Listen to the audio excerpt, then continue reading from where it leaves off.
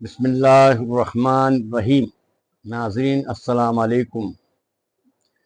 جیسا کہ پچھلی مرتبہ آپ کو بتایا گیا تھا کہ سرکار غریب نواز لاہور پہنچ چکے ہیں، پر لاہور آنے سے قبل سرکار غریب نواز کی راستے میں کئی بزرگوں سے ملاقات ہوئی۔ اس میں خصوصی طور پر سہروردیہ بزرگوں سے زیادہ ہوئی، جو اسلام آباد، ایران، ترکی اور کابل وغیرہ میں رہتے تھے۔ ان سب سے ملاقات کرتے ہوئے آپ سبزوار پہنچے۔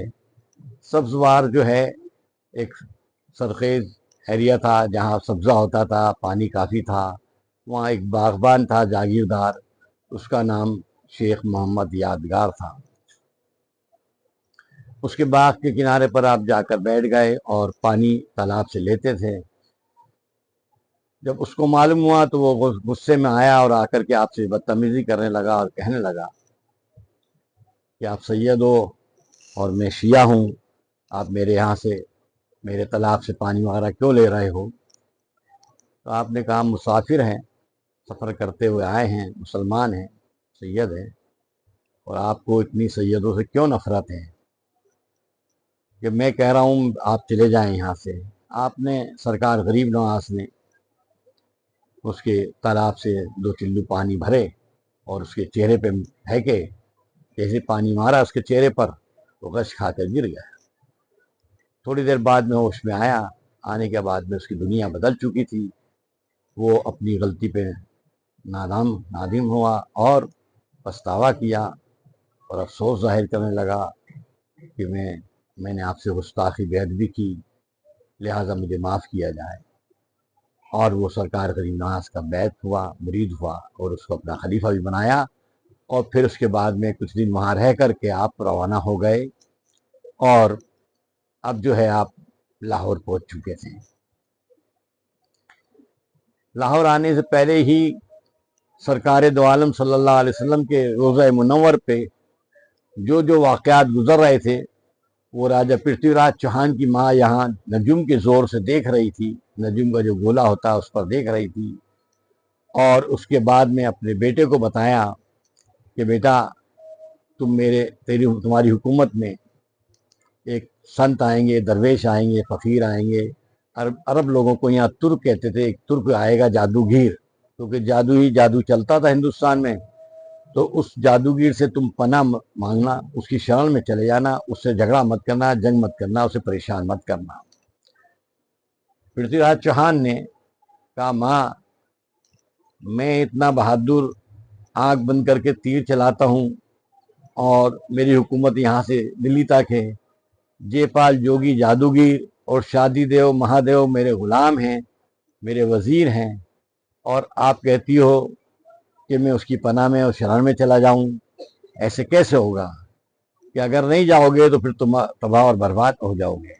یہ پیشن گوئی راجہ پرتھوی راج چوہان کی ماں نے سرکار دو عالم کے روزے پر جو واقعات گزر رہے تھے اس کو دیکھ کر کے بیان کیے۔ راجہ نے کہا اچھا ماں یہ بتاؤ کہ میں اس کو پہچانوں گا کیسے اگر وہ آ جائیں گے؟ تو کوئی تصویر بنا کر تو دو۔ تو راجہ کی ماں نے چمڑے کے اوپر کوئلے سے وہ تصویر بنائی، جس کے اندر تصویر میں داڑھی اور جھبا اور امامہ اور اس طریقے جو عربی اسٹائل کے لوگ ہوتے ہیں وہ بنا کر کے بتایا۔ تو راجہ نے اس تصویر کی کئی کاپیاں فوٹو بنوا کر کے سرحدوں پر بھیج دی کہ اگر اس قسم کا کوئی آدمی آئے، اس شکل صورت کا کوئی آدمی آئے تو زندہ یا مردہ میرے پاس لے کر آنا۔ چونکہ اب لاہور آ چکے تو لاہور کے پاس اس کی حکومت کی بارڈر تھی، سرحد تھی، وہاں آپ نے قیام کیا۔ قیام کے اندر بھی حضرت داتا گنج بخش رحمۃ اللہ علیہ کا واقعہ پیش آیا، اور وہاں آپ نے اس مزار کی کھدائی کی اور اس کے اندر مزار نکلا۔ ان سے گفتگو کی، انہوں نے بتایا میرا نام حضرت داتا گنج بخش حجویری ہے اور میں محمد بن قاسم کے لشکر میں تھا۔ تو آپ نے اس درگاہ کو، اس مزار مبارک کو بنوایا اور کچھ روز وہاں قیام کیا۔ جب آپ قیام کر چکے تھے اور کچھ دن تھکے ہوئے تھے، آرام کر رہے تھے، تو معلوم ہوا کہ شہاب الدین غوری हिंदुस्तान में हमला करके राजा पृथ्वीराज चौहान से हार कर वापस लौट रहा था। जब उसको ये मालूम हुआ कि एक दरवेश, एक फ़कीर अपने साथियों के साथ, मुरीदों के साथ में यहाँ पर हैं, तो वो राजा जो था शहाबुद्दीन गौरी बादशाह, वो गरीब नवाज के पास आया, हाजिर हुआ, सलाम अर्ज़ किया, दस्तबोसी की और कहा कि मैंने इतनी मर्तबा हमले किए हैं और मैं कामयाब नहीं हुआ, आप मेरे लिए दुआ फरमाएं। और आपको कहा कि आप जो है क्या हिंदुस्तान जाने का इरादा रखते हैं? आपने कहा जी हाँ, मैं सरकार दो आलम सल्लल्लाहु अलैहि वसल्लम के हुक्म से हिंदुस्तान जा रहा हूँ। तो मेरी ये राय है कि आप ना जाएं। मैंने इतनी मर्तबा 17-18 मर्तबा हमले किए, बड़े बड़े लश्कर लेकर गया और मैं कामयाब नहीं हुआ, लिहाजा मैं चाहता हूँ कि अब आप वहाँ ना जाएं। आपने जवाब दिया कि तुम सर जीतने गए थे, हम दिल जीतने जा रहे हैं, और जाकर के आराम करो, अपने लश्कर की तैयारी करो, जिस वक्त अल्लाह की तरफ से तुम्हारे हक़ में फ़तह नुसरत होगी हम तुम्हें बशारत देंगे, जिस हाल में भी हो तुम हमला कर देना। ये सुन करके शहाबुद्दीन गौरी सरकार गरीब नवाज से रुखसत लेकर चला गया, और ख्वाजा कुतुबुद्दीन बख्तियार काकी रहमतुल्लाह अलैह भी आपके साथ में थे, ख्वाजा फखरुद्दीन भी थे। इस तरीके से आपके साथ में तकरीबन 40 फ़कीर दरवेश सूफियों की, मुरीदीन की एक तादाद हो गई थी। सरकार गरीब नवाज ने वहाँ जब क़याम किया और ये हालात देख कर के फिर उसके बाद में 40 दिन तकरीबन वहाँ रहे, और वहाँ पर एक जगह है लाहौर के अंदर, दाता गंज बख्श रहमतुल्लाह अलैह के पास में, उसको ये चिल्ला कहते हैं। वैसे चिल्ला करने की ज़रूरत नहीं थी कि सरकार दो आलम सल्लल्लाहु अलैहि वसल्लम ने आपने हर चीज़ से फारिग करके भेजा था, फिर भी वो मकाम है जहाँ आपने क़याम किया था। उस जगह पर आपने क़याम किया और फिर सरकार दो आलम सल्लल्लाहु अलैहि वसल्लम ने दुआ की कि मुझे आगे के सफ़र के लिए इजाज़त दी जाए, और सरकार दो आलम सल्लल्लाहु अलैहि वसल्लम के हुक्म से और अपने पीर व मुर्शद के बताए हुए रास्ते पर चलते हुए हिंदुस्तान की तरफ रवाना हुए।